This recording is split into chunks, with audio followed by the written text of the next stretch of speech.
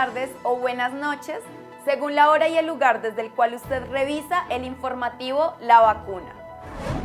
En nuestra nueva emisión les traemos los siguientes informes. Primero, el huracán recesivo arrasa con la micro y pequeña empresa. Segundo, a 210 años de la primera independencia. Tercero, la cultura en arresto domiciliario.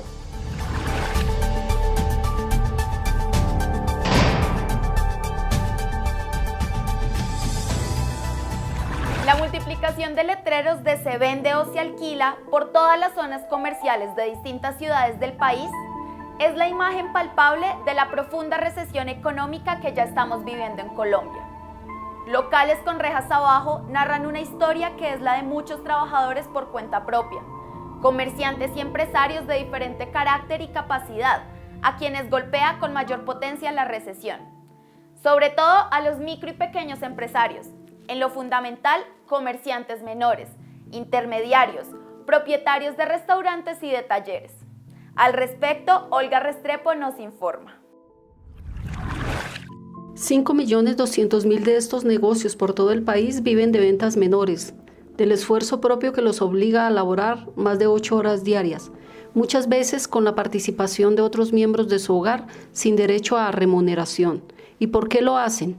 Porque no tienen opción por no encontrar un proyecto nacional con un piso regional y municipal que aproveche su energía de trabajo, su capacidad de inventiva para beneficio de todos y todas.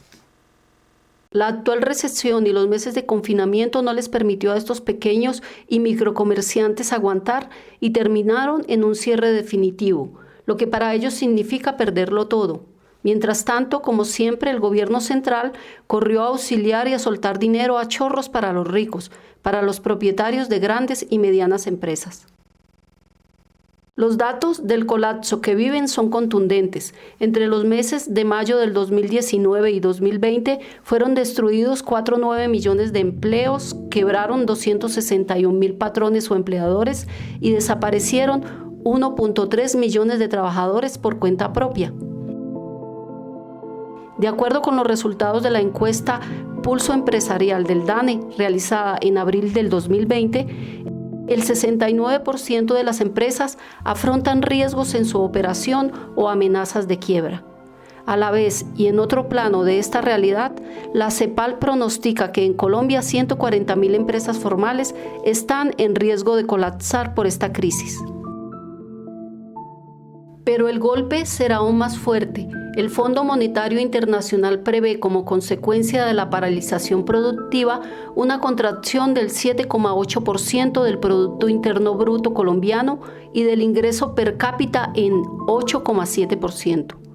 Con un desempleo galopante que ya afecta a más de 7 millones de personas, con escaso circulante en millones de hogares, con las exportaciones en picada, producto de la concentración del comercio internacional y de la dependencia del país de los minerales, la posibilidad de pronta recuperación es escasa.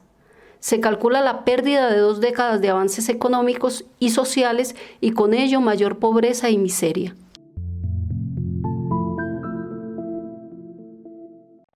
Tenemos pues que la tríada gobierno, recesión y pandemia engavilla, devasta la capacidad productiva del país. Realidad que hay que enfrentar y superar desde un proyecto económico con vocación nacional que retome, valore y potencie la capacidad de acción y de trabajo de millones de personas, a partir de definir unas líneas de producción prioritarias en lo nacional, regional y local, claramente interconectadas. Unas líneas de producción sustentadas en el necesario sueño de soberanía económica, territorial y política, que recoja las potencialidades que en todo orden tenemos en la naturaleza que nos alberga, como en la potencialidad de saberes y experiencias de una fuerza de trabajo de más de 24 millones de hombres y mujeres que somos y habitamos a lo largo y ancho del país.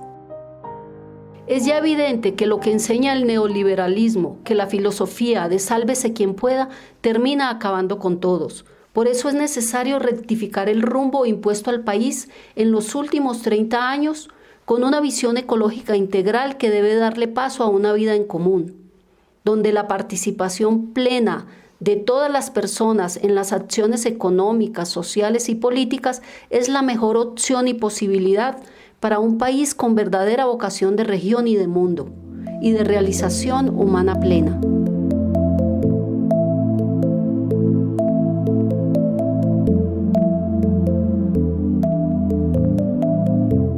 La redistribución justa de lo producido y la vida en felicidad será el reconocimiento a su esfuerzo colectivo. Mientras esto se hace realidad, la implementación de un plan humano para los de abajo, como ya lo hemos enunciado en otros 2 informativos, es el camino inmediato a seguir.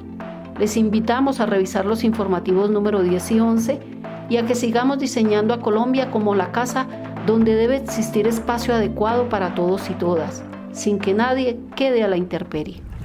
Muchas gracias, Olga, por el informe. Así es, llegamos a esta recesión producto de políticas económicas que benefician al sector financiero y a los monopolios. Economía sometida a las lógicas e intereses globales. Prolongación de un modelo agrario dominado por los terratenientes y su especulación con la tierra. Extractivismo y expulsión del campesinado de sus tierras.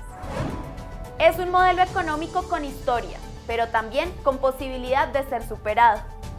Si abrimos canales nacionales para que todas y todos nos sintamos parte de la necesaria transformación por dar, tal vez podamos empezar a recorrer los caminos de participación plena, de redistribución justa de lo que nos pertenece, del goce de la naturaleza que somos, la democracia directa, radical y plebiscitaria.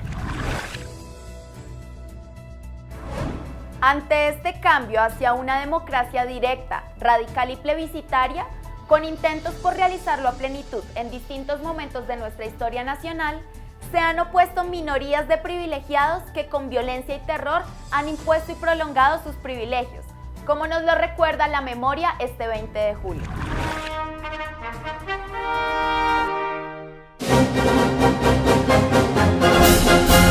Desde el mismo momento de nuestra primera independencia, por los años 20 del siglo XIX, despuntó la confrontación entre comerciantes, librecambistas y artesanos proteccionistas, la que tuvo su momento de resolución temporal en el lanzamiento de los artesanos en 1853 y que terminó con la confrontación armada entre los reductos del ejército bolivariano liderados por José María Melo y enfrentados a los ejércitos unidos de Cundinamarca, Antioquia y Valle.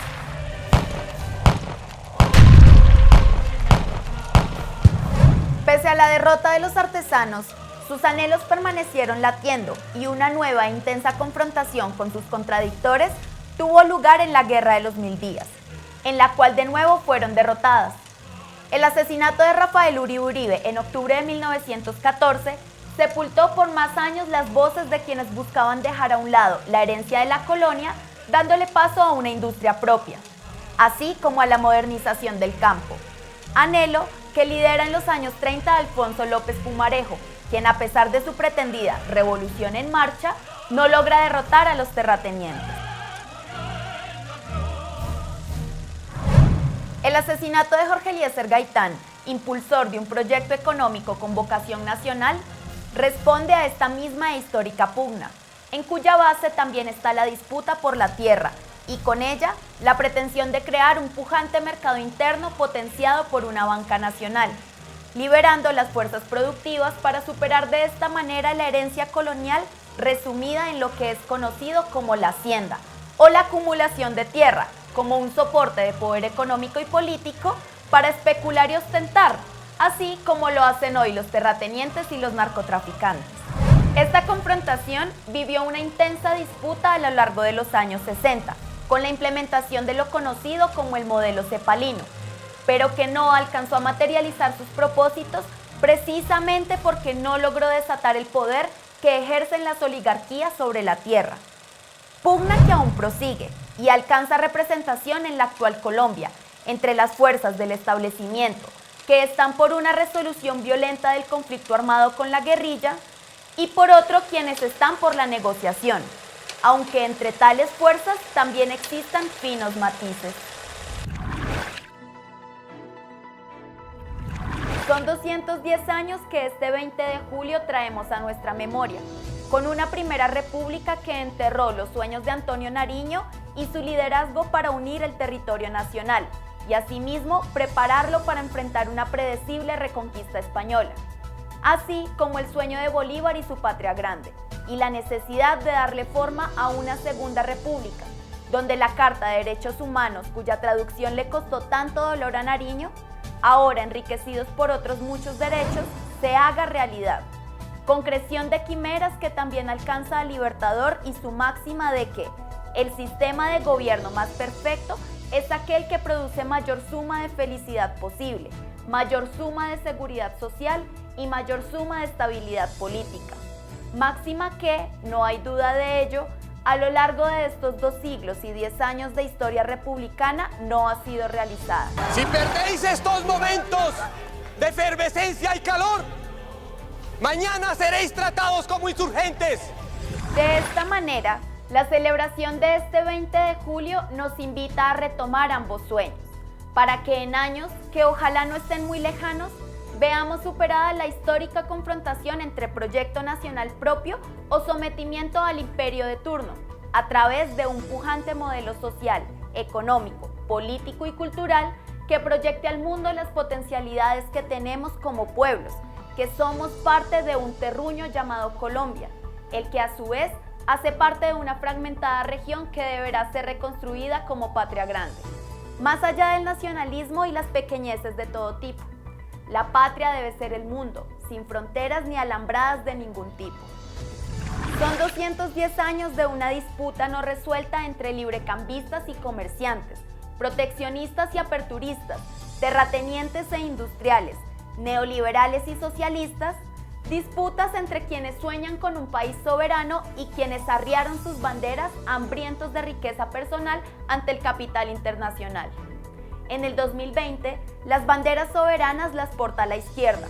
Ningún otro sector alcanza a izarlas, pues le temen a la participación y a la acción decidida de las mayorías nacionales, sin las cuales no será posible construir un proyecto de economía con vocación de país y región independiente, como lo soñaron Bolívar y Nariño.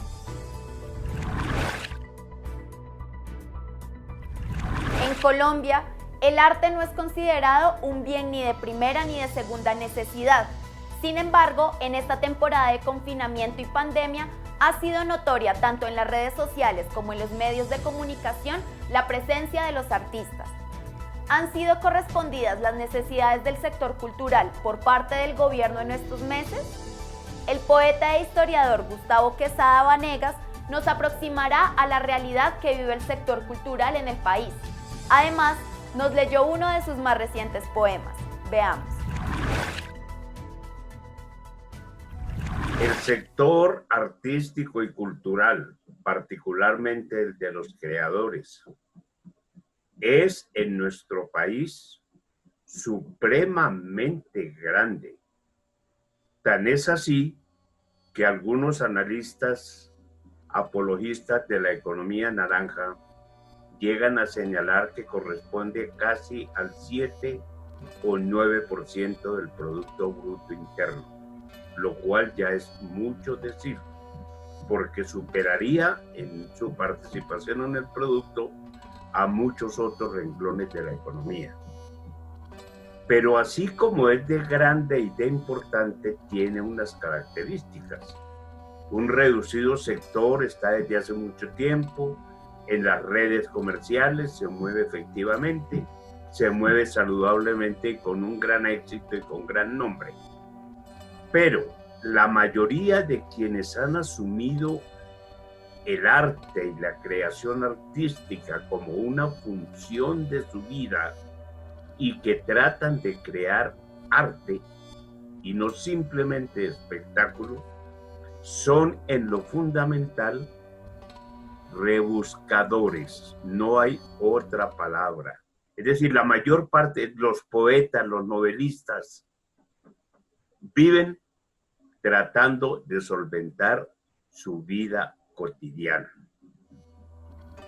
A pesar de que la UNESCO viene señalando desde hace mucho rato que los estados deben dedicarle como mínimo el 2% al presupuesto de la cultura correspondiente al PIB, aquí no se aplica ni siquiera el 1%. Y en cada gobierno tienden a disminuirlo. Lo que quiere decir que ya desde antes de la pandemia, la situación del arte y la cultura era supremamente grave. Esta situación se agravó a partir de la declaratoria de emergencia, de las sucesivas cuarentenas, de los arrestos domiciliarios, digámoslo en esa forma, a que está sometida toda la población colombiana, lo cual es necesario para poder controlar y evitar la expansión del virus. Se agravó porque, por ejemplo, si nosotros hablamos de los músicos, de los dramaturgos, de los teatreros, de los grupos de danza, se quedaron sin público y se quedaron sin recursos. Y el gobierno, que de acuerdo a los tratados de libre comercio firmados con Estados Unidos, le da al arte y la cultura el nivel de mercancías y que les ofreció como alternativa, una falsa alternativa, la presunta economía naranja, que lo único que logra es mercantilizar lo poquito que hay de un arte fuerte, importante, y al mismo tiempo de hacerlo depender del capital financiero, mientras le abre la puerta a las grandes multinacionales del entretenimiento. Además, hay algo supremamente grave que yo lo he podido constatar durante todo este periodo. No hay una estadística confiable del número de personas dedicadas en Colombia al arte y la cultura. No la hay. Yo examinando los bancos de datos, en ocasiones del Ministerio de Cultura y en ocasiones de la Secretaría de Cultura, encuentro que figuran un número muy grande de artistas ya fallecidos y que no se han incorporado a las nuevas generaciones. Los sectores organizados del arte, en particular lo que se ha venido denominando la Unidad Nacional de Artistas, respaldamos plenamente el pliego de emergencia que produjo la CUT, dentro del cual se contempla un punto que me parece que es importante tocarlo. Dentro del pliego del año pasado había varios puntos relacionados con el arte, pero en este momento que me parece clave es la renta básica mensual equivalente a un salario mínimo a lo largo de 6 meses. Por supuesto, el pliego de la CUT lo generaliza, pero dentro de eso está el sector del arte y la cultura. La posición del poeta y del escritor en esta y en cualquier otra circunstancia es escribir y escribir bien. Escribir lo que su sensibilidad, lo que su comprensión del mundo, lo que la visión de las cosas le permite y su propia formación le permite escribir. Vamos a leer 2 poemas. ¿Cómo vine a este lecho? Desde el fragor al desespero. Todo fue rápido y exacto. Apenas sé de tus oficios. ¿Cómo vine a este lecho? Sobre la almohada el desatado pelo, la cabeza suspendida en gozo, la quiebra de cristales, el lamento. Luego, límites al cuerpo, las calles pardas, desconcierto. Gracias, Gustavo. Así es, si la situación de la cultura en Colombia antes de la pandemia era grave, ahora es gravísima. Ahora son más las escuelas de arte cerradas. Solo los artistas consagrados a la industria del espectáculo y de las grandes multinacionales del entretenimiento han podido sobrellevar estos meses de confinamiento. Si bien lo dijo el poeta Quesada, la renta básica transitoria que está en debate en Colombia también beneficiaría a una población vulnerable en el país que se dedica y trabaja en el sector cultural. Pongámosla en marcha. Esto es un reto para todos los días y como parte de él, vacunarnos contra la desinformación y la manipulación. Esperamos sus comentarios y propuestas para que entre todas y todos hagamos posible estos retos de vida.